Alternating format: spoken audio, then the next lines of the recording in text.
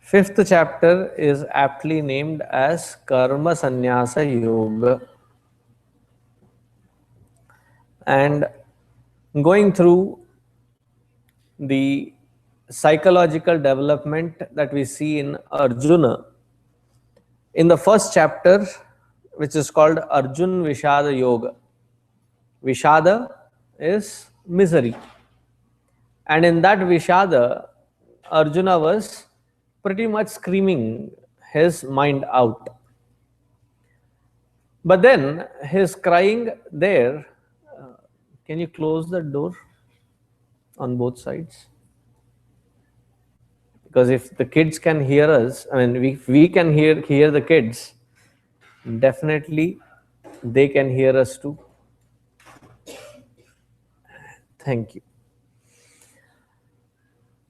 So in the first chapter, Arjuna Vishada Yoga, usually in the Indian languages, when somebody is crying, they say, "Kya bimari hai?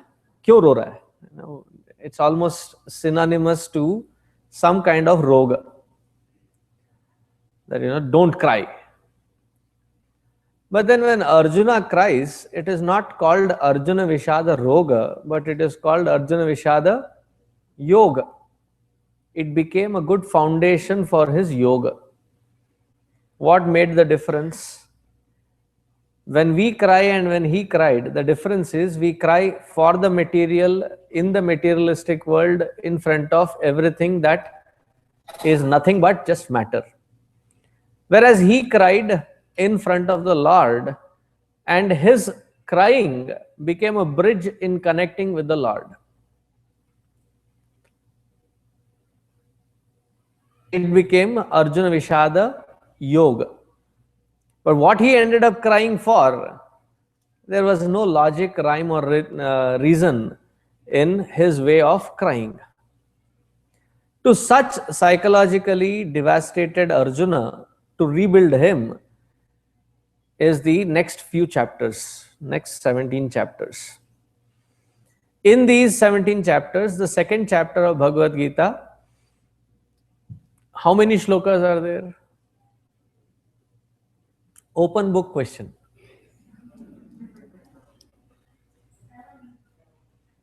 What? I couldn't hear it. ओ यार देख के बोलो और एक बार देख लो. So second chapter has 72 shlokas and the 18th chapter has 78 shlokas. I could not hear you very loudly. No, 78 shlokas. So these two chapters have a maximum number of shlokas. The reason second chapter has maximum number of shlokas is all that one has to learn and know about Hinduism or the way of life, what we have to apply in our day-to-day life, has been very beautifully stated in a very nutshell in the second chapter. But as is the case with Vedanta, that when you hear it, it seems very, very easy. But when you go back and read the same thing again, and you're like, wait a minute, I thought I understood this, what happened? There's some kind of a confusion. So it's a very volatile material, and needless to say, Arjuna, hearing that second chapter directly from Bhagavan, he said, Bhagavan, but this particular concept.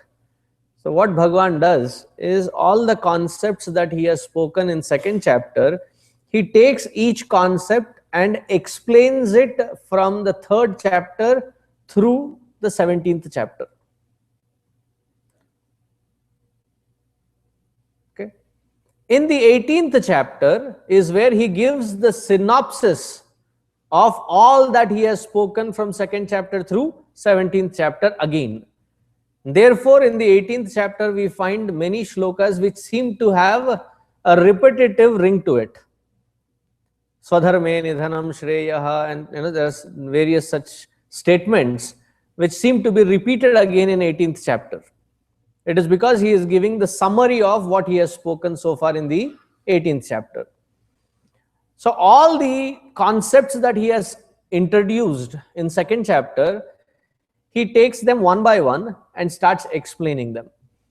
Therefore, the third chapter is aptly named as, are you sure? Okay. Open book question, so you must be right. So it is Karma Yoga. The seed of this Karma Yoga Siddhanta was in the second chapter, and many of us know the shloka. If you all can remember the shloka though. You are disqualified, sir. Chairman, sir. Karmanyev adhikaraste. So that particular shloka has the seed for third and fourth chapter. Whatever Karmanyev adhikaraste had to be spoken, it is very beautifully elaborated in the third and fourth chapters. In the fifth chapter, we hear about all the methods to grow out of the path of action, to find different patterns that can bind us, and how does one evolve in life.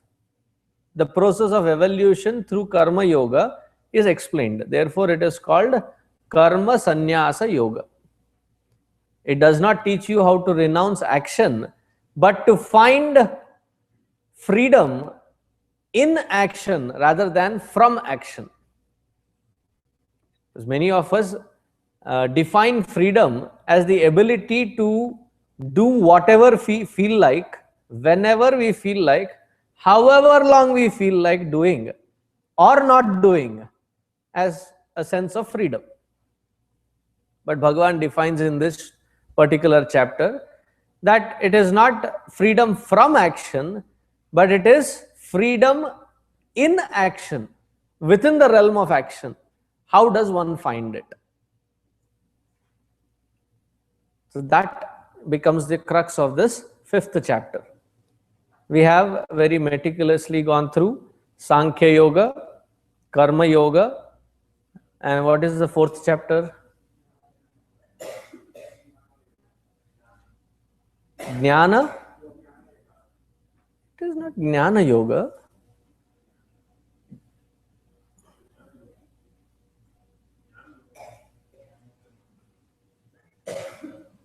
Thoda louder. Somebody said. Jnana Karma Sannyasa Yoga. And the fifth chapter is Karma Sannyasa Yoga. ओ यार निकाल के बाहर फेंको उसको. मैं असली गीता को रखे होला तो आईफोन है इसीलिए. आईफोन है इसीलिए.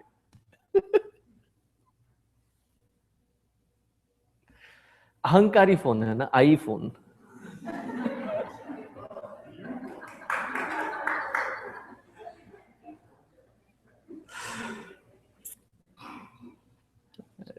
See, Vedanta Darshan is V phone, not iPhone.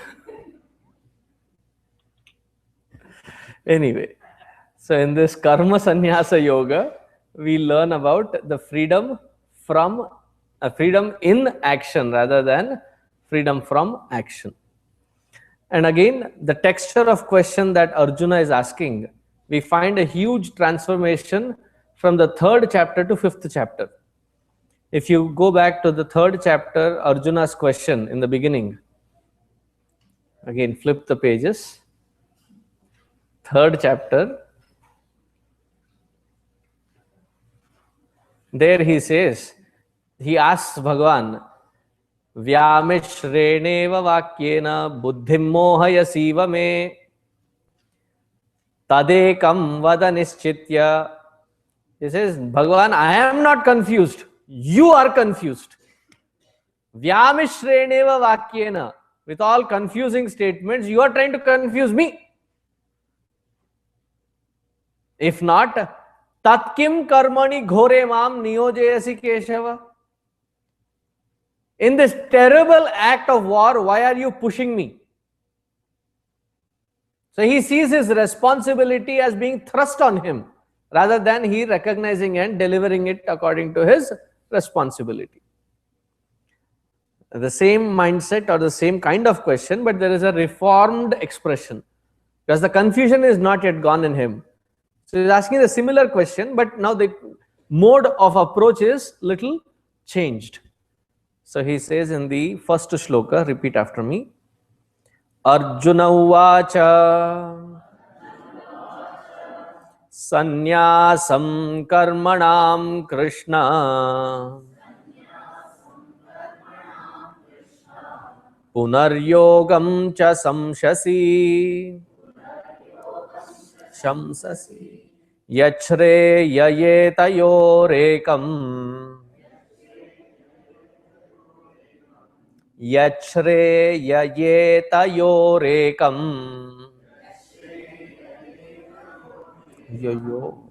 yachreya yetayorekam yachreyayetayorekam.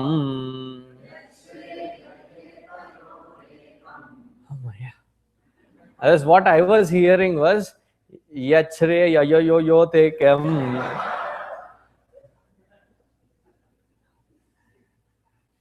Tanme bruhi sunischitam.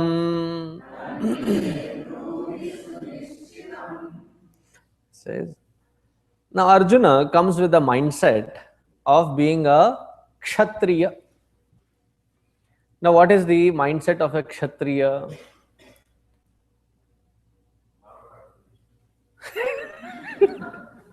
Hey Ram, maro kato finish.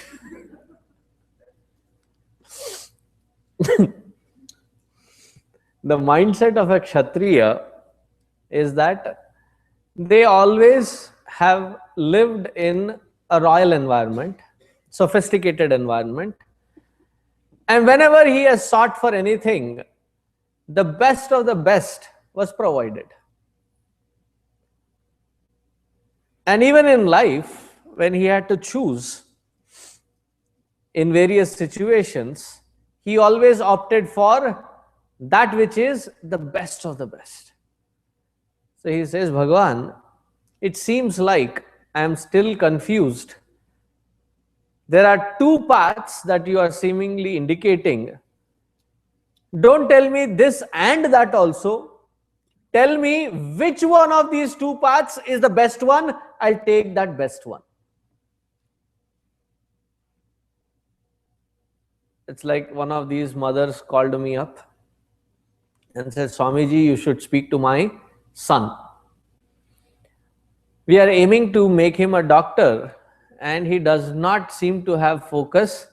I don't know what to do with him. Will you speak to him? And said, sure, please bring. And as the appointed time comes in, I was in Saket here, and at that very appointment time, this lady comes with a young child. I thought they were going for the temple darshan. So I opened the door and I said, that is the temple. I said, no, Swamiji, I was the one who called you. I was like, where is your older son that I have to speak to? And she says, no, this is the one. I said, like, oh, you want me to speak to this? How old is he? He said, 4 years old.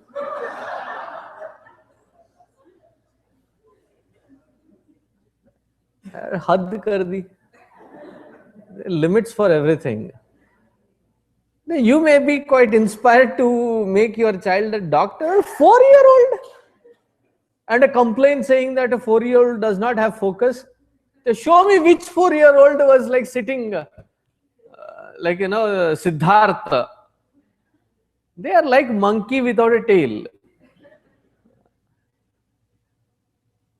So as soon as I understood the situation, from the office I had candies those days. I pulled out a handful of candies, gave it to that kid. I said, kid, go play. Mother, you come inside. You need treatment, not your child.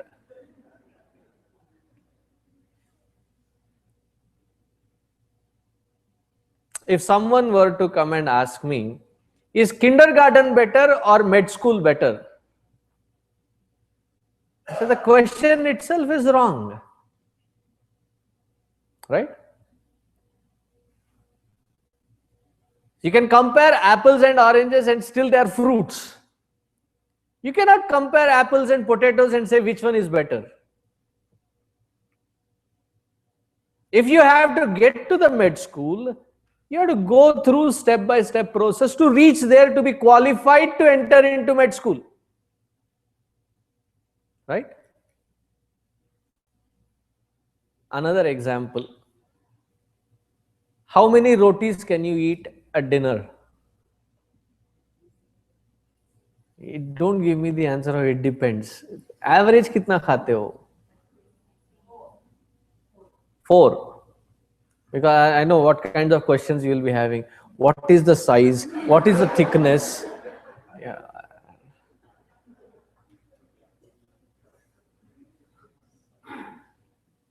The average, but 3 or 4 you can eat, right?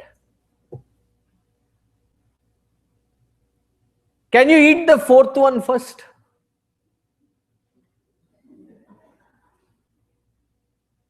Even if you try eating the 4th one first, it will be counted as first.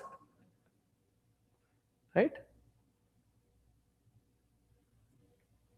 So similarly here, there are 2 paths that Bhagavan seems to be giving, and Arjuna always misses this point because it seems very easy to drop everything and find that karma sannyasa. That is easy, right? To not fulfill one's responsibility and not to be held accountable for. What best option? So this child comes back from school and he tells his dad, Dad, if I have not done something, you will not scold me, right? And dad was happy. If you have not done something, why will I scold you? I said, thank you, Dad. I have not done my homework. Go do. That is not an option. That is not a negotiable, right? As parent, do you agree with that? Similarly, when you stand in front of the Lord and your responsibilities are your homework, and I say, Bhagavan, give me chutkara from responsibilities. You don't. You cannot have an escape route from the responsibilities. Because many times in frustration, we come to a point wherein we ask ourselves, how long this whole thing is going to? When will I get some rest? Do you really want the answer? There is that point wherein you are ascertained of that rest. But it will go with 2 other words, in peace. It's only at that point, between womb and the tomb, there is no rest. There is constant activity. There is no running away from activity.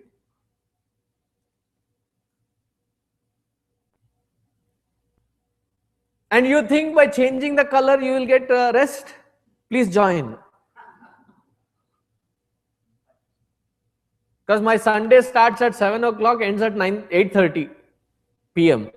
7 a.m. to 8:30 p.m.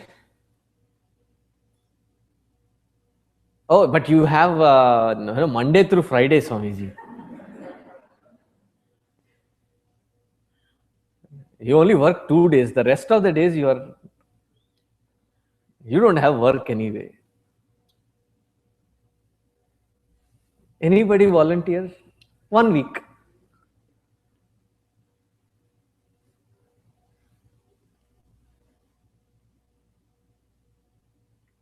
You are at least lucky. How big is your house in square footage? 3,500 square feet. Okay.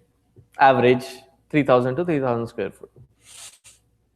How much is the mortgage on 3,000 for 30 year? The average bolo, whatever is the running rate now.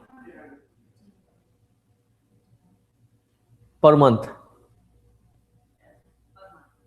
Okay. This is the mortgage you're talking. Okay. And look at mine.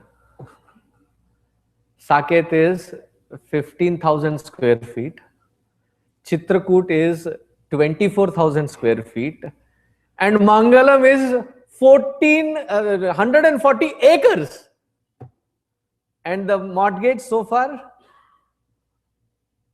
is in millions. Thankfully, it is not in billions. The first week that I had arrived, Guruji arrived 2 days after me to introduce me to this congregation and to the board here. And after the first board meeting was conducted, I just came like fresh off the boat. And after the board meeting, he said, by the way, this property has 1.76 million debt, and it is your responsibility to redeem it out of the debt.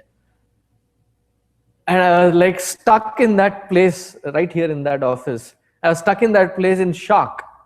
Because in my head, I am calculating 1.76 times 50. Kitne sare zeros?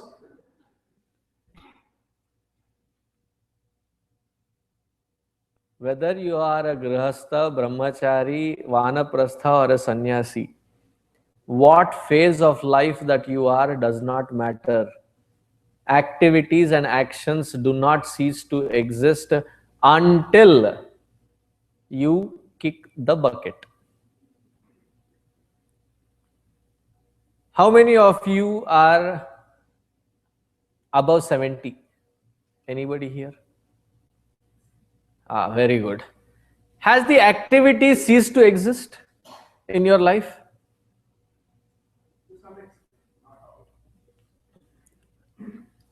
It cannot. So he's the oldest one right now. So you can ask him, has the activity ceased? No. He could have been staying happy in India.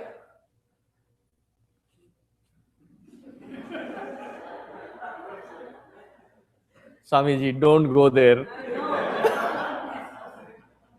Unnecessarily, you are now colopifying the situation.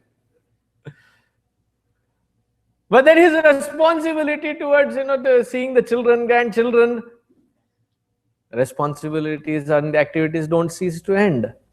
Until when? Until the last moment. From womb to the tomb, there are constant activities. Constantly ridden with all these activities, there always comes a point of deep, utter frustration. Yeah, when will all this stop? I need a break. Tell me consciously if you have not felt that. Have you not felt it? How often do you feel it? Oh, you.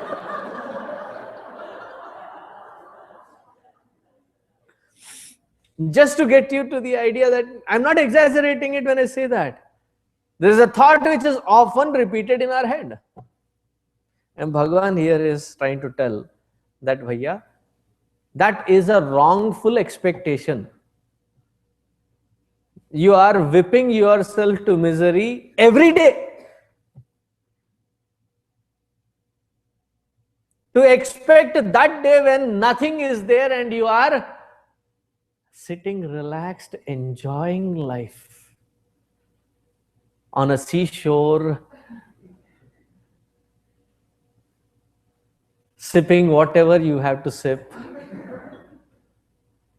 enjoying, basking in the sun's rays, reading a book or something, or not even a book, that also is an effort, put it aside. Just throw back, and that is only in movies. Have you gone to a vacation with children? I have not with children. But then whenever I am in the airport, I have a lot of fun observing those who are carrying their children around.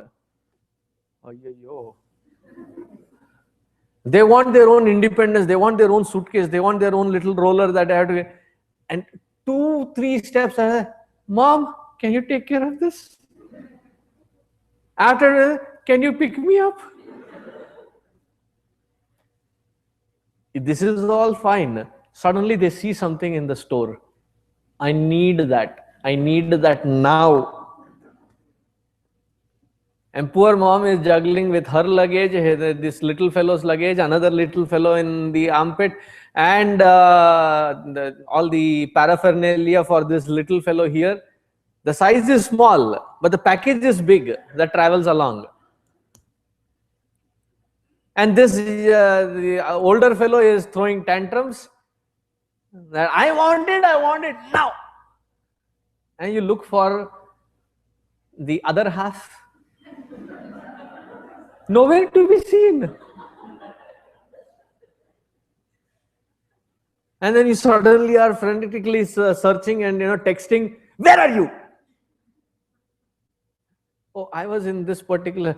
What you doing? Come here.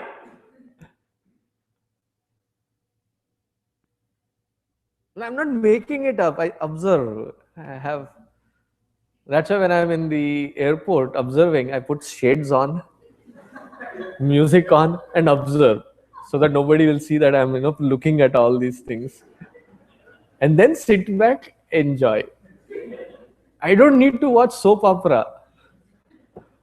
Watch the life happening around, quite entertaining. And once you go to the vacation, constantly all that you are doing is ye badlo, wo lao, ye karo, wo karo. That after the vacation is done, school children have gone to the school, then you hear, this was much better. Tell me if I am not dot on that topic. Parents, right? Don't you feel that you need a vacation after a vacation?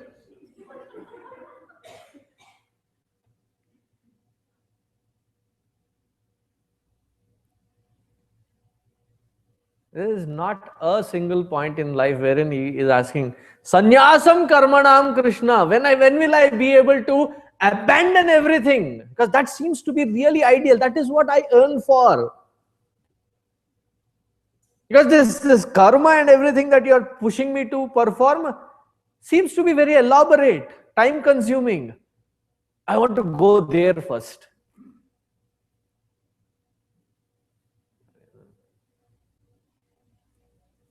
It's the same mindset that I see even in the 9th grade onwards kids.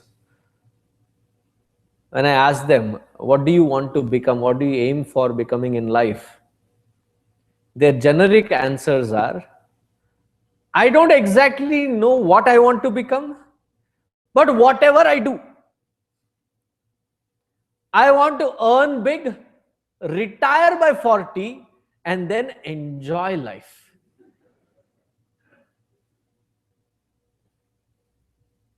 And sometimes they give a scary alternative also.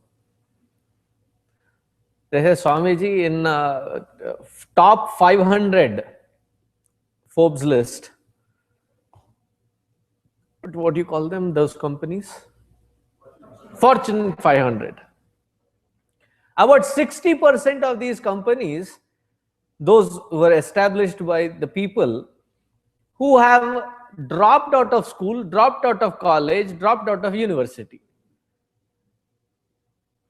Therefore, we are also planning.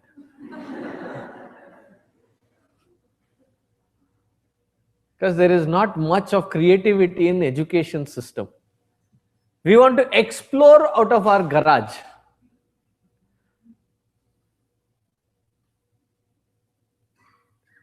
And their idea is also to finish all this. Sit back, relax, enjoy life. There is not a moment there wherein you can. While performing it, how do you find that moment of peace within is what has to be learned. In the olden days, when the women had to fetch for water, there were no taps connected to the houses. So they had to carry these pots to various sources of water, away from the town, away from the city, couple of kilometers. And it is a good time for all these women folk to have uh, quite an interesting conversation, because that is their downtime. Because at home there are these, as mothers they are benevolent. You add those two extra words, mother-in-law, something happens to them. They transform to be such vicious. And who are they torturing? Their own kind. They were not long ago daughter-in-law. Now suddenly they have become mother-in-law. How can the next generation be spared? I was persecuted. Now I have to take my badla. So the next generation gets. So all these women folk, younger women folk, take these different pots, different sizes, and probably a little one also, and go for these long treks to get water. There's a little one by their arm. And on the head, there are about 3-4 loaded pots. And they're not stuck with any glue or anything. They're balanced. Have you ever tried walking with a jar or a container full of liquid without spilling it? The moment that task is given, we'll forget having fun. We'll be in that mode. That observe these women. Next time when you go to India, if you have an opportunity, sometimes in rural villages, you'll still find them do it. I'll be amazed. They are having their own gala time, walking in a gate and having cracking jokes, laughing out loud, all while carrying those pots on their head without losing the balance, without allowing the drop of water to fall, carrying the baby, caring for the baby, having a conversation.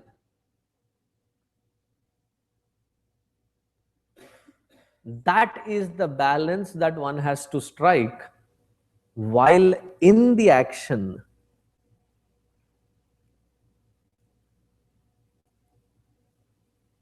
Not away from the action. Now, if somebody says, I'm an expert driver, where is the expertise checked, tested? The expertise tested not on a football ground. That is where you learn. But the expertise is tested on fields like Dallas North Tollway, aka prep ground for NASCAR. What is the speed limit there? I think it is 65, 70. And on 70, everyone is driving at 90. And if you are driving at 75 or 80, while crossing you, they'll give you that stare.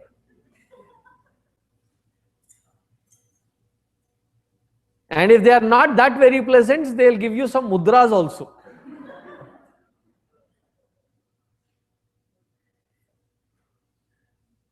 हाँ, dance मुद्रास होते हैं ना, वैसे car मुद्रा भी होते हैं. Frustrated मुद्रा.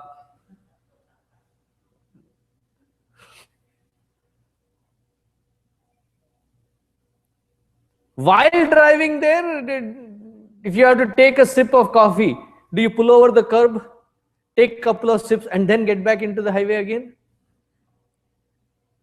No. That is where I developed this new mudra, right?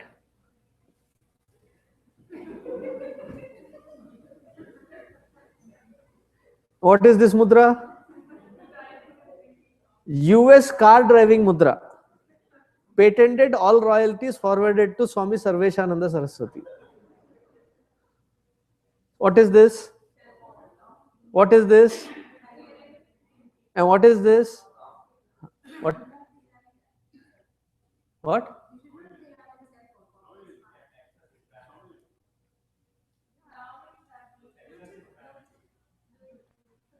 How many of you don't use that Bluetooth? ठीक है बाबा, still I see them do it. Huh?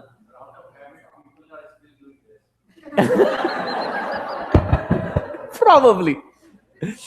Out of sheer habit, they may be still doing it. Then you have become such experts. Sometimes when I go to these small towns, Beaumont, Bentonville, Arkansas, it's hilarious. The maximum speed limit there is 40.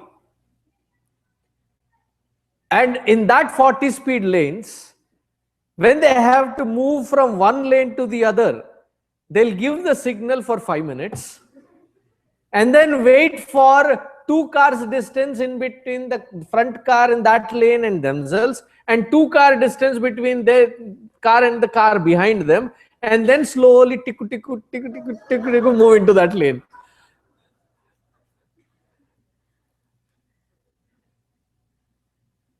I'm like, guys, please don't drive in Dallas like this. That's exactly my point. Just by the movement of the car, the other car fellow has to judge. Okay, he's swinging this side, he will be coming here. So you have to read their minds. Read between the gaps as to who will squeeze in, who will, That is where the expertise is tested. Even those who test you to give a license don't test it on a football ground. They test it in the actual roads. It is while being on those roads to find that expertise and balance in driving is called the skill at work. Otherwise, sitting in a fake car like a child, a 2-3-year-old, and then there's a little honk there. Beep beep. वो पागल भी करेगा वैसे. That is not called an expertise of balance in driving. So stop imagining a point in life wherein all this will suddenly cease and you will be in that la-la land wherein there is nobody anticipating, expecting, there's nothing to be done, and you are just sitting enjoying. You will freak out at that moment. Arey baap, kuch nahi? There's nothing? No, I need to do something now.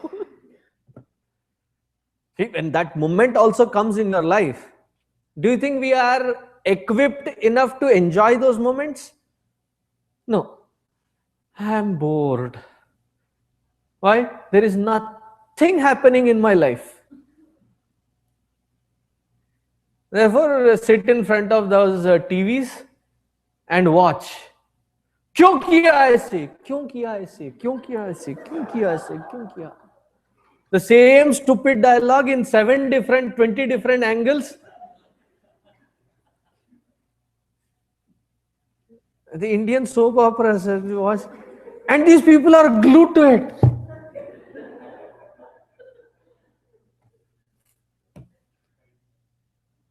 Huh?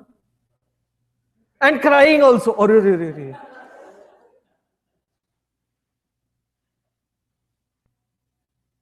See, when that moment of pause comes, it happens sometimes. To have the inner depth of quietude, wherein you truly cherish relaxing at that point, is also a preparation that needs to be set in to cherish that moment. Otherwise, you are so habituated. It happened the other day that the Bhagavad Gita chanting competition started at 6 p.m., ended at 1 a.m. And I was sitting there. I should have technically fallen asleep as soon as I when I hit the bed. But in my head, there was constant Ataschordhvam prasudastasya shakaha guna pravruddha vishaya. The slokas are running in my head. It took me at least 10-15 minutes to wind off of it. I said, "Bhaiya, ho gaya competition, ab band kar." I had to tell to my own mind. There is anybody participating here. The environment is done. Stop. And then to wind off into sleep. It's not that easy. Once you find that pocket of moment to relax. If the existing moments of activity is dealt with conscious effort, then that moment of relaxing, you can truly sit back and relax. But to anticipate a moment wherein there is never an activity, it's a child's play. It's a childish thinking that, there will be that day, aayega. There will be one day that I am waiting for. Suddenly everything will cease and I'll enjoy life. Nahi aayega. One after the other, different kinds of responsibilities will unfold in front of you constantly. It will not stop. So Arjuna's confusion here is similar to what we have. Because one seems easy, the other seems very difficult. What seems easy?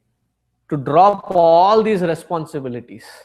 That's why when an Indian couple gets really frustrated, what is the biggest threat that they give? I will leave everything and go to Haridwar, Rishikesh and take sannyas. When I used to hear, I used to think that there is Haridwar, Rishikesh, people waiting with pool mala and everything. This fellow will come and take sannyas. It's only later that I understood it is only a threat.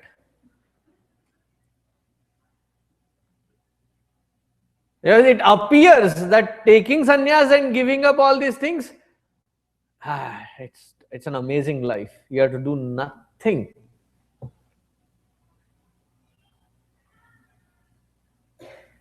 And there is between sannyasis, between different institutions. In Haridwar, there is this langar. Langar is when anybody can sit down and eat. And there is a special langar for sadhus. The first offering is given to the sadhus. And whenever I am in Haridwar or Rishikesh, I do go there just to be in touch with that tradition. So I was sitting there and there was this Dvidandi Swami sitting next to me. Must be Dvaita school. And he turned around. I did pranam. He also did pranam. Namaskar, chamatkar done. And then he says, oh, kaun samstha se, kaun ashram se ho? Which ashram are you belonging to? I said, Chinmaya Mission. Baba re baba, tum log bahut kaam karte ho. You people do too much of activity. Sannyasa, you have to stop all activity.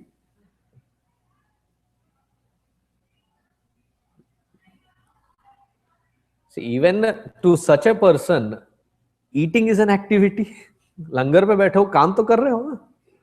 Eating is an activity, sleeping is an activity. You cannot avoid. But the confusion exists because in that utter frustration, it feels the best thing to do is jump away from all these things, avoid all these things, and find that whatever land wherein I am not held responsible for anything in life. See, this is the mindset that has been there since we were children. Your garbage has to be put in the bigger garbage thing, or the garbage has to be put on the road for the garbage pickup.